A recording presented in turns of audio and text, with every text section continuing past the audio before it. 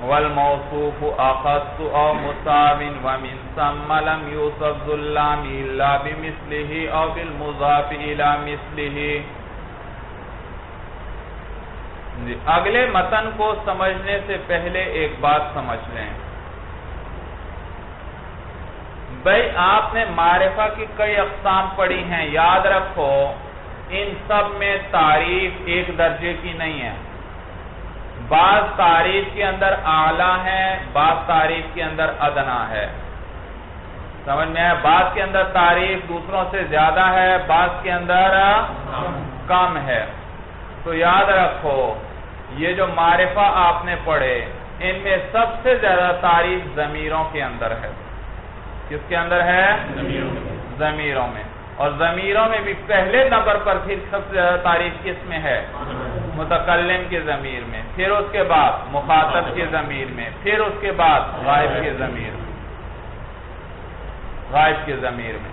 تو سب سے زیادہ تعریف ضمیروں کے اندر ہیں، تو تعریف کے اندر ضمیریں پہلے درجے پر ہیں۔ پھر اس کے بعد تعریف میں دوسرا درجہ ہے علم کا، بھائی علم دوسرے درجے میں ہے، اس میں تعریف ضمیروں سے کم ہوتی ہے، لیکن باقی معرفہ جو اقسام ہیں ان سے زیادہ۔ تیسرے درجے پر تعریف اس میں اشارہ کے اندر ہے بھائی۔ پہلے درجے میں کون ہے بھائی؟ ضمیریں ہیں تعریف کے اندر، دوسرے درجے میں علم ہے، تیسرے درجے میں اس میں اشارہ، اور چوتھے درجے میں دو ہیں مولانا، ایک معرف باللام اور ایک اس میں موصول۔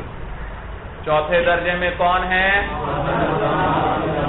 معرف باللام الرجل اور الذی اس میں موصول، ان دونوں کی تعریف برابر کی ہے بھائی۔ سمجھ میں آیا بھائی؟ معرف باللام تو کتنے درجے میں نے گنوائے آپ کو؟ اول پہلے درجے میں کون؟ ضمیریں، دوسرے درجے میں علم، تیسرے درجے میں اس میں اشارہ، چوتھے درجے میں معرف باللام اور اس میں موصول۔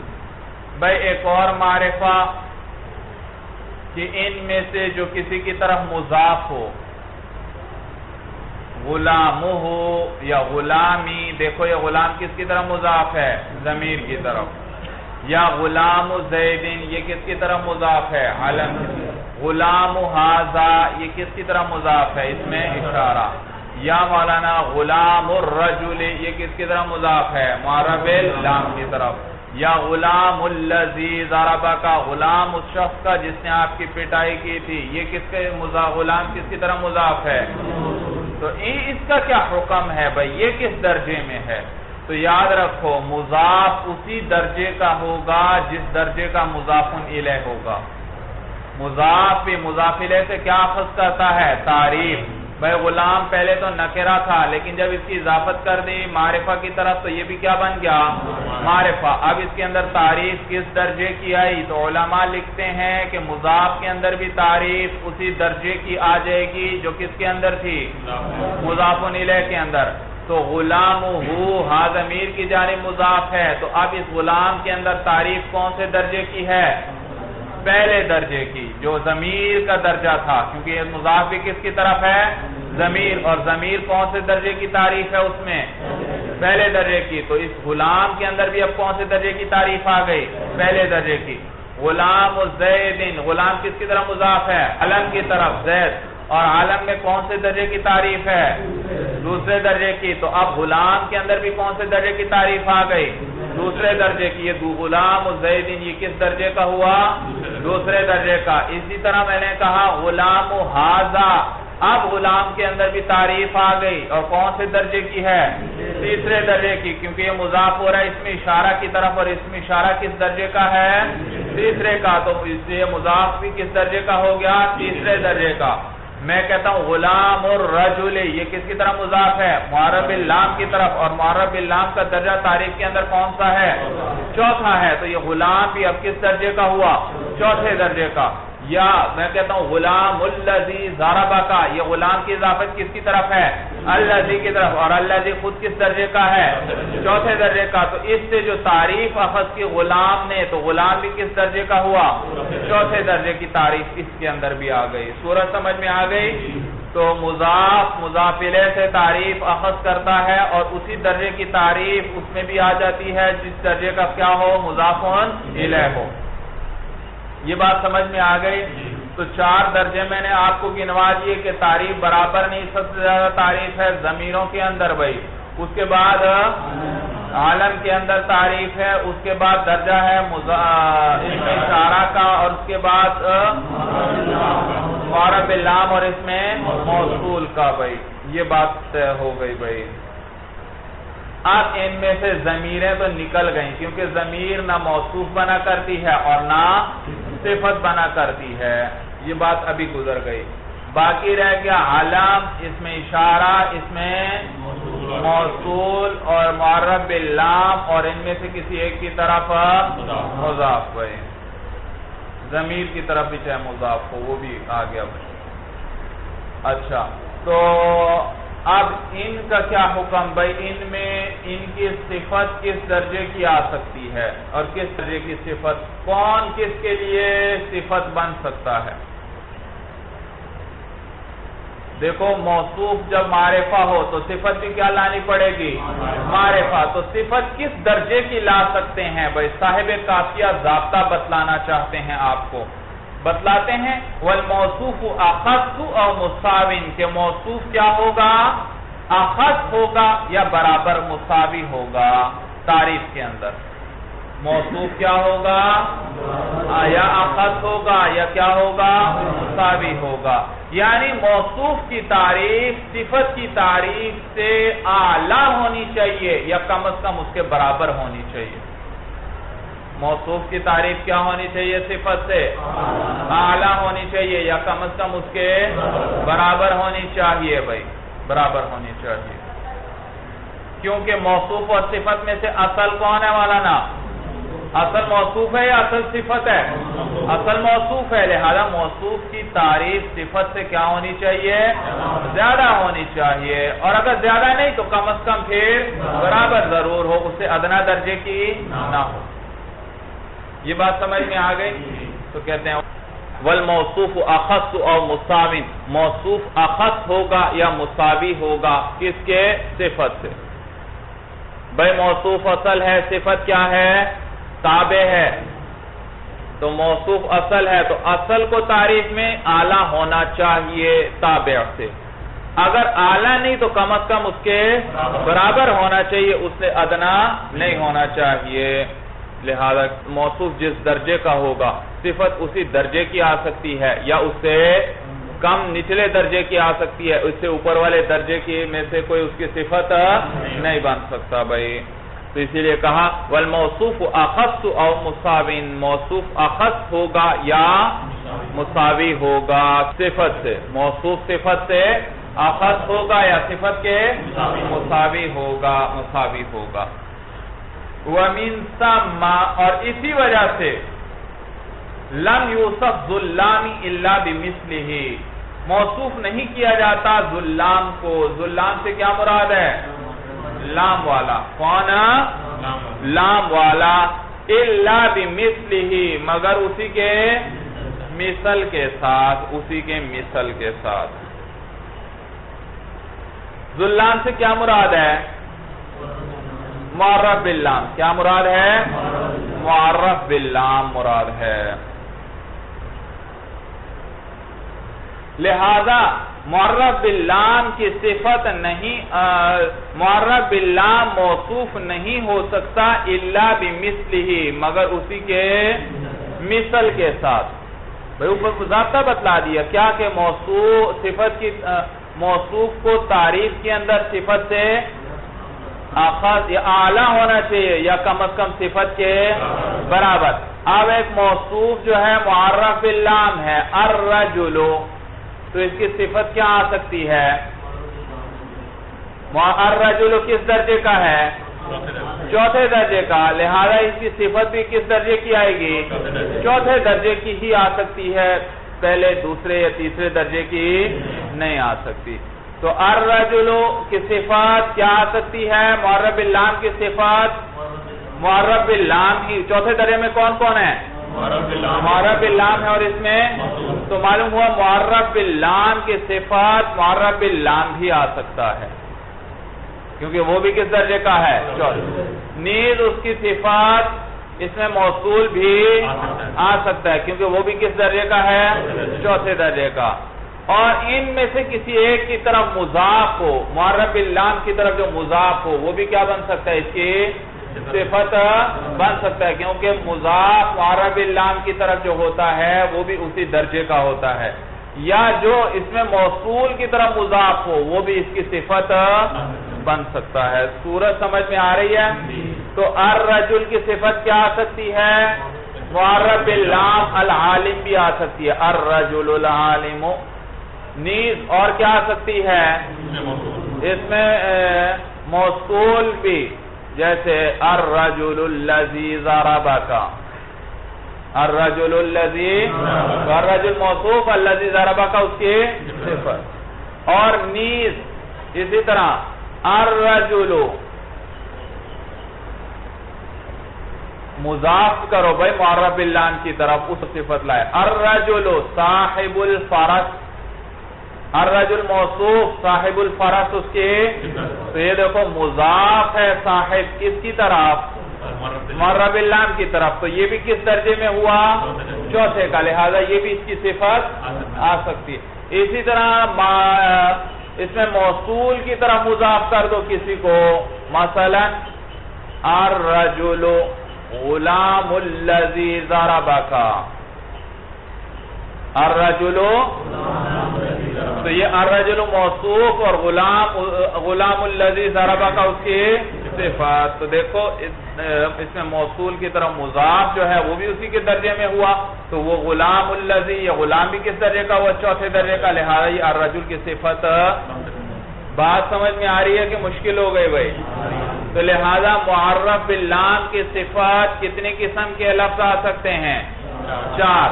اول معرب باللام بھی آ سکتا ہے اور معرب باللام کی طرف جو مضاف ہو وہ بھی اس میں موصول بھی آ سکتا ہے اور اس میں موصول کی طرف جو مضاف ہو وہ بھی آ سکتا ہے. یہ بات سمجھ میں آئی بھائی؟ یہی بات کر رہے ہیں. وَمِن ثَمَّ اور اسی وجہ سے لم یوسف موصوف نہیں کیا جائے گا ذُلَّامُ معرب باللام کو الا بمثلہ مگر اسی کے مثل کے ساتھ. وہ اس کو موصوف نہیں کیا جائے گا مگر اسی کے مثل کے ساتھ. اور ذلام کے مثل کون ہے مولانا؟ ذلام بھی ہے اور اس میں موصول بھی ہے. اور بالمضاف الی مثلہ یا کس کے ساتھ موصوف نہیں کیا جائے گا مگر وہ جو مضاف ہو اس کے مثل کی طرف یعنی ذلام کی طرف یا اس میں موصول کی طرف معرب باللام کی طرف مضاف ہو یا اس میں. بات عبارت سمجھ میں آ رہی ہے بھائی؟ یا مولانا ذلام سے معرب باللام نہ لیں. ذلام سے جس پر الف لام آئے. ذلام سے کیا مراد لیں؟ جس پر الف لام آئے. الرجل اس پر کیا آ رہا ہے؟ الذی اس پہ بھی کیا آ رہا ہے؟ الف لام آ رہا ہے یا نہیں؟ ہاں یہ زائد ہے. الرجل کے اندر تو الف لام نے تعریف کا فائدہ دیا لیکن الذی میں اس نے تعریف کا فائدہ دیا نہیں. یہ زائد ہے وہ پہلے سے معرفہ ہے موصول بھائی. صورت سمجھ میں آ رہی ہے بھائی؟ تو لہذا ذلام سے دونوں مراد ہو گئے. چوتھے درجے میں کون ہیں؟ ذلام ہیں. پہلے درجے میں تعریف کس کے اندر؟ ضمیروں میں. دوسرے درجے میں عالم. تیسرے درجے میں اس میں اشارہ. چوتھے درجے میں اس میں موصول. ان کا ایک ہی نام کیا رکھ دیا؟ ذلام. کیا رکھ دیا؟ ذلام. لام والے ہیں یہ دونوں پر کیا آ رہا ہے؟ الف لام آ رہا ہے. تو یہ معنی کر لیں پھر بھی عبارت بن جائے گی اسی طرح. تو ذلام کو موصوف نہیں کیا جاتا مگر اسی کے مثل کے ساتھ یعنی ذلام ہی کے ساتھ موصوف کیا جا سکتا ہے. یا وہ جو مضاف ہو کس کی طرف؟ اس کے مثل یعنی ذلام کی طرف. تو ذلام کی صفت کون آئے گی؟ ذلام. یا وہ جو مضاف ہو کس کی طرف؟ ذلام کی طرف. بات سمجھ میں آ گئی بھائی؟ وَإِنَّمَا الْتُزِمَ وَصْفُ بَابِ هَذَا بِالذِّلَّامِ لِلْإِبْهَامِ یہ صاحب کافیہ پر ایک اشکال ہو رہا ہے، اس کا جواب ذکر کر رہے ہیں۔ صاحب کافیہ نے کیا بتلایا بھائی؟ موصوف کی تعریف صفت سے اعلیٰ ہوگی یا کم از کم اس کے برابر۔ معلوم ہوا جو اسی کے درجے کا ہے وہ بھی صفت بن سکتا ہے، جو اس سے نچلے درجے کا ہے وہ بھی اس کے لیے صفت بن سکتا ہے۔ تو لہذا اس میں اشارہ ہے، اس میں اشارہ، تو اس میں اشارہ کی صفت کتنی آ سکتی ہیں؟ کتنی چیزیں؟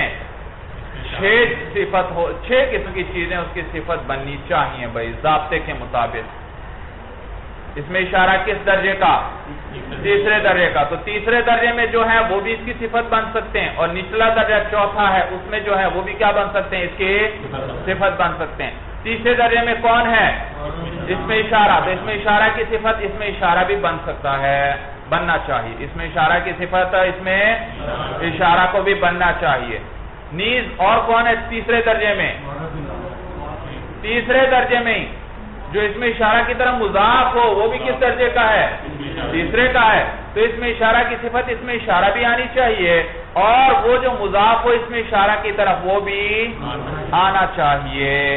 جی اسی طرح چوتھے درجے میں جو ہے وہ بھی صفت آنی چاہیے ان کی۔ چوتھے درجے میں کون ہے؟ معرب باللام کو بھی اس میں اشارہ کی صفت آنا چاہیے، اور جو معرب باللام کی طرف مضاف ہے اس کو بھی اس میں اشارہ کی صفت۔ اسی طرح چوتھے درجے میں اس میں موصول ہے، اس میں موصول کو بھی اس میں اشارہ کی صفت آنا چاہیے، اور جو اس میں موصول کی طرف مضاف ہے اس کو بھی اس میں اشارہ کی صفت آنا چاہیے۔ تو کتنی قسم کی صفات ممکن ہے؟ 6 بھائی، اس میں اشارہ کی 6 قسم کی صفات آنی چاہیے، اس میں اشارہ بھی اور اس میں اشارہ کی طرف جو مضاف ہو وہ بھی، معرب باللام بھی اور معرب باللام کی طرف جو مضاف ہو وہ بھی، اس میں موصول بھی اور اس میں موصول کی طرف جو مضاف ہو۔ 6 قسم کی صفات جائز ہونی چاہیے، لیکن آپ نحوی حضرات ہی کہتے ہیں کہ اس میں اشارہ کی صفت صرف معرف باللام آ سکتا ہے یا اس میں موصول آ سکتا ہے، باقی 6 میں سے باقی 4 اس میں اشارہ کی صفت اس میں اشارہ بھی نہیں آ سکتا، اور جو اس میں اشارہ کی طرف مضاف ہو وہ بھی نہیں آ سکتا۔ اس میں موصول اور اس میں معرب باللام تو آ سکتے ہیں، لیکن وہ جو مضاف ہو کس کی جانب؟ معرب باللام کی جانب، یا وہ جو مضاف ہو اس میں موصول کی جانب، وہ دونوں بھی نہیں آ تو ہونا تو 6 قسم کی صفات اس میں جائز ہونی چاہیے تھی، لیکن آپ کیا کہتے ہیں 6 قسم کی صفات اس میں اشارہ کی جائز، بلکہ کتنی قسم کی آئیں گی؟ صرف 2 قسم کی صفات آئیں گی اس میں اشارہ کی، اور وہ کون کون ہیں؟ اس معرب باللام اور اس میں موصول۔ اس میں اشارہ کی صفت صرف معرب باللام آ سکتا ہے یا اس میں موصول آ سکتا ہے، باقی 4 قسمیں نہیں آ سکتی۔ یہ کیا وجہ ہے؟ تو صاحب کافیہ اس کا جواب دینا چاہتے ہیں، وَإِنَّمَا الْتُزِمَ وَصْفُ بَابِ هَذَا، اور التزام کیا گیا ہے وصف باب هذا، باب هذا کا وصف بیان کرنا، بِذِلَّامِ کس کے ساتھ؟ ذلام کے ساتھ۔ کس کے ساتھ ہے؟ ذلام کے ساتھ وصف بیان کرنے کا التزام کیا گیا ہے۔ تو معنی سمجھ میں آ رہا ہے؟ بے ذل لام، یہ جار مجرور کو متعلق کر دو وصف کے ساتھ، وصف بیان کرنا کس کا؟ ترجمہ پہ نظر رکھو، التزام کیا گیا ہے کس چیز کا؟ وصف بیان کرنے کا۔ کس کا وصف بیان کرنے کا؟ باب ہذا کا۔ کس چیز کے ساتھ؟ ذلام کے ساتھ۔ تو باب ہذا کا وصف ذلام کے ساتھ بیان کرنے کا التزام کیا گیا ہے، لِلْإِبْحَامِ بوجہ ابہام کے بھئی۔ کس وجہ سے؟ ابہام کی وجہ سے بھئی ہم نے یہ حکم لگایا، ورنہ تو سب کو 6 کی 6 قسمیں جائز ہونی چاہیے تھیں، لیکن ابہام ہے چونکہ اس میں اشارہ میں بھئی یہ یوں کہے باب ہذا کو ذلام کے ساتھ موصوف کرنے کا التزام کیا گیا ہے۔ باب ہذا کو جی ترجمہ سمجھ میں آ رہا ہے بھئی؟ باب ہذا یعنی ہذا کا جو باب ہے، یعنی اس میں اشارہ جو ہے اس کو ذلام کے ساتھ، لام یعنی معرب باللام کے ساتھ موصوف کرنے کا التزام کیا گیا ہے للابہامی، کس وجہ سے؟ ابہام کی وجہ سے، ابہام کے سبب سے بھائی. یعنی صاحب کافیہ کیا فرما رہے ہیں کہ باب ھذا کے کو موصوف کیا جائے گا صرف کس کے ساتھ؟ ذو اللام کے ساتھ، یعنی معرف باللام کے ساتھ. بھائی کس کے ساتھ ہے؟ معرف. بھائی میں نے تو ابھی آپ کو بتلایا کہ کون کون سے آ سکتے ہیں اس میں اشارہ کی صفت. معرف باللام بھی آ سکتا ہے اور اس میں موصول بھی آ سکتے ہیں. صاحب کافیہ نے صرف کیا ذکر کیا؟ ذو اللام، معرف باللام کو ذکر کیا، اس میں موصول کو ذکر نہیں کیا، اس لیے کہ موصول اپنے صلے کے ساتھ مل کر معرف باللام ہی کے معنی میں ہوتا ہے، تو وہ اس میں داخل ہو گیا. بھائی اس میں موصول اپنے صلے کے ساتھ مل کر کس کے معنی میں ہوتا ہے؟ معرف باللام کے معنی میں ہوتا ہے. میں نے کہا الذی ضربہ، یہ کس معنی میں ہے؟ دیکھو موصول ہے، آگے صلہ ہے. الذی ضربہ یہ بمعنی الضارب کے ہے. الذی ضربہ کس معنی میں ہے؟ الضارب. تو دیکھو موصول اپنے صلے کے ساتھ مل کر کس کے معنی میں ہو گیا؟ معرف باللام، تو وہ بھی اسی میں داخل ہوا. یا اسی طرح الذی کرما، یہ کس معنی میں ہے بھائی؟ الکریم. الذی کرما کس معنی میں ہے؟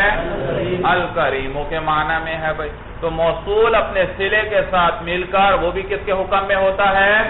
معرف باللام کے حکم میں ہوتا ہے. اور یہی بات تو کر رہے ہیں صاحب کافیہ کہ باب ھذا کو موصوف کیا جائے گا کس کے ساتھ؟ معرف باللام کے ساتھ. تو اس میں موصول بھی اس میں کیا ہو گیا؟ داخل ہو گیا. اور یہ کس وجہ سے کیا جاتا ہے؟ ابہام کی وجہ سے. کس کی وجہ سے؟ وجہ یہ مولانا کہ یہ جو اس میں اشارہ ہے اس کے اندر کیا پایا جاتا ہے؟ ابہام پایا جاتا ہے. تو جو یہ تقاضا کرتا ہے کہ اس کے ابہام کو دور کیا جائے جنس بیان کرنے کے ساتھ. بھائی ھذا کے ذریعے تو ہر چیز کی طرف اشارہ ہو سکتا ہے. ھذا کے ذریعے میں دیوار کی طرف بھی اشارہ کر سکتا ہوں. ھذا کے ذریعے میں کتاب کی طرف بھی اشارہ کر سکتا ہوں. ھذا کے ذریعے میں انسان کی طرف بھی اشارہ کر سکتا ہوں. تو صرف ھذا کہنے سے کیا جنس کا تعین ہو جاتا ہے؟ جنس کا پتہ نہیں چلتا. تو ھذا کے اندر ابہام ہوتا ہے، جنس کا پتہ نہیں چلتا. تو یہ چاہتا ہے کہ میری کوئی ایسی صفت آئے جو میرے اس ابہام کو دور کر دے اور جنس کو بیان کر دے. بھائی جنس کو کیا کر دے؟ بیان کر دے. تو اس کے اندر ابہام ہے اور وہ ابہام تقاضا کرتا ہے کہ اس کی جنس کو بیان کیا جائے. بھائی اور تو لہذا جس ان 6 میں سے جو 6 آپ نے کہا تھا ان 6 کو صفت لانا جائز ہونا چاہیے. ان 6 میں سے جن کے ذریعے اس کا ابہام دور ہوگا ان کو تو صفت بنانا جائز. جن کے ذریعے اس کی جنس بیان ہو جائے گی ان کو تو صفت بنانا جائز، باقیوں کو صفت بنانا جائز نہیں. اور کن کن کے ذریعے اس کی جنس بیان ہو سکتی ہے؟ معرف باللام کے ذریعے یا اس میں موصول کے ذریعے ہو سکتی ہے. صورت سمجھ میں آئی بھائی؟ تو اس میں موصول معرف باللام پر محمول ہے. باقیوں کے ذریعے کہتے ہیں ابہام دور ہی نہیں ہوتا. جب ابہام ہی نہیں دور ہوتا لہذا ان کو صفت بنانا بھی. بھائی آپ نے کتنی چیزیں گنوائی تھی ہمیں؟ 6 چیزیں. 6 چیزوں میں سے صرف کس کے ذریعے اس کا ابہام دور ہو رہا ہے؟ معرف باللام یا اس میں موصول کے ذریعے اس کا ابہام دور ہو رہا ہے. باقی کسی کے ذریعے اس کا ابہام دور دیکھیے باقیوں کے ذریعے کیسے ابہام دور نہیں ہوتا. آپ نے کیا کہا تھا؟ اس میں اشارہ کی صفت، اس میں اشارہ بھی آنی چاہیے. بھائی اس میں اشارہ میں تو ابہام ہے، صفت میں بھی اس میں اشارہ آپ لے آئے تو ابہام کوئی دور ہوا نہیں. تو لہذا اس میں اشارہ کی صفت اس میں اشارہ نہیں لا سکتے. آگے کیا تھا؟ وہ جو اس میں اشارہ کی طرح مضاف ہو اس کو صفت لانا چاہیے. بھائی اس نے تو خود تعریف کس سے اخذ کی ہے؟ بھائی جو مضاف ہے اس میں اشارہ کی طرف اس نے تو خود تعریف کس سے اخذ کی ہے؟ اس میں اشارہ سے. تو وہ تو فقیر کی طرح ہے، محتاج ہے، دوسروں سے سوال کرنے والا ہے کہ مجھے کیا دے دو؟ تعریف دے دو. تو وہ تو ہوا فقیر کی طرح. تو اس سے مانگنا کہ تم آ کر اس میں اشارہ کے ابہام کو دور کر دو یہ درست ہے؟ فقیر سے یہ تو سوال کرنا ہو گیا. یہ کس سے سوال کرنا ہو گیا؟ لہذا اس کو بھی اس میں اشارہ کی صفت لانا صحیح نہیں. اسی طرح اور آپ نے کس میں کہا تھا کس کو بنا سکتے ہیں جو معرب باللام کی طرف مضاف ہو، بھئی وہ بھی اسی طرح اس نے تو خود اپنی تعریف کس سے اخذ کی ہے معرب باللام سے، تو اگر اس سے ہم اس ابہام کو دور کرنے کا تقاضا کریں گے تو یہ کس کی طرح ہو جائے گا فقیر سے مانگنے کی طرح۔ سورج سمجھ میں آئی بھئی غلام تھا، غلام کیا تھا اس کے اندر ابہام تھا، کون سا غلام مراد ہے کون سا، تو غلام الرجل اس کا ابہام کس سے دور ہوا الرجل مضاف الیہ سے دور ہوا، تو اس نے خود اپنا ابہام مضاف الیہ سے دور کیا ہے تو دوسرے کا ابہام کیا دور کرے گا، سمجھ میں آیا بھائی؟ اسی طرح جو اس میں موصول کی طرح مضاف ہے اس کو بھی صفت نہیں بنا سکتے اس میں اشارہ کی، کیوں؟ کیونکہ اس نے تو خود اپنا ابہام دوسرے کے ذریعے دور کیا ہے، تو غیر کا ابہام یہ کیا دور کرے گا؟ سورج سمجھ میں آ گئی بھائی؟ یہ بات کریں وَإِنَّمَا الْتُزِمَ وَصْفُ بَابِ هَذَا بِذِلَّامِ لِلْإِبْهَامِ بھائی، اور التزام کیا گیا ہے باب ہذا کے وصف کا ذلام کے ساتھ لِلْإِبْهَامِ بسبب ابہام کے، تو صرف کس کو لائیں گے صفت بھائی معرب باللام کو، اور اس میں موصول اسی پر محمول ہے بھائی، اس میں موصول اس لیے کہ اس میں موصول اپنے صلے کے ساتھ مل کر کس کے درجے میں ہوتا ہے معرب باللام کے معنی میں ہوا کرتا ہے بھائی، بات سمجھ میں آ گئی؟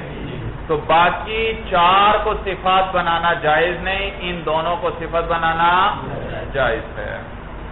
وَمِن ثَمَّ اور اسی وجہ سے ضعف ضعیف ہے یہ ترکیب مررت بِهَذَا الْأَبْيَضِ وَحَسُنَ اور اچھی ہے یہ ترکیب بِهَذَا الْعَالِمِ ای مررت بِهَذَا الْعَالِمِ مررت بِهَذَا الْعَالِمِ، تو مررت بِهَذَا الْأَبْيَض کہنا ضعیف اور مررت بِهَذَا الْعَالِمِ کہنا صحیح ہے۔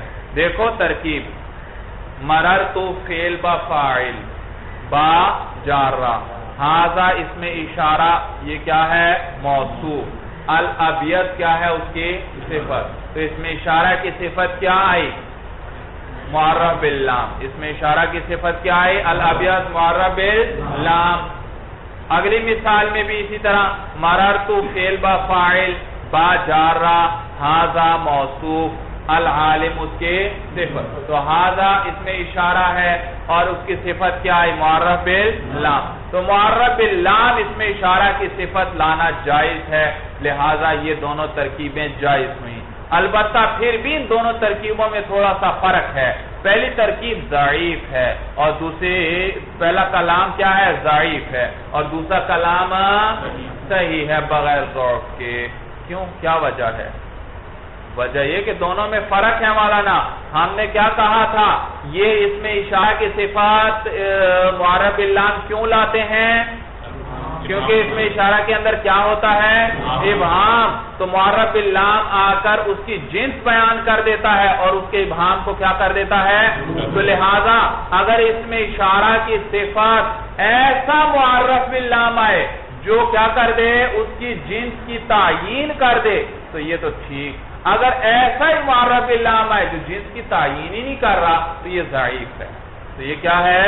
تو دیکھو اس میں اشارہ کی صفت کیا آئی الابیض معرب باللام ہے، لیکن الابیض کا کیا معنی سفید، اور اس سے کوئی جنس کی تعیین ہوئی نہیں، سفید تو بستہ بھی ہو سکتا ہے، سفید تو ورقہ بھی ہو سکتا ہے، سفید تو دیوار بھی ہو سکتی ہے، سفید تو حیوان بھی ہو سکتا ہے، سفید تو کپڑے بھی ہو سکتے ہیں، کوئی بھی چیز ہو سکتی ہے، تو کوئی تعیین ہوئی، اور اس میں اشارہ تو تقاضا کس چیز کا کر رہا تھا کہ اس کے ابہام کو دور کیا جائے، کس چیز کو بیان کر کے جنس کو، اور الابیض نے جنس بیان کی نہیں، تو لہذا مررت بہذا الابیض یہ ترکیب جس میں اس میں اشارہ موصوف ہے اور معرب باللام اس کی صفت ہے، لیکن اس صفت نے اس کی جنس بیان نہیں کی، تو یہ ترکیب کیا ہے ضعیف ہے۔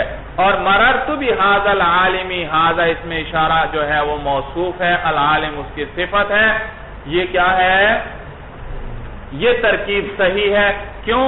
کیونکہ العالم نے آ کر اس میں اشارہ کے ابہام کو دور کر دیا اور جنس بیان کر دی کہ یہ جو حاض مشار الیہ ہے کس جنس میں سے ہے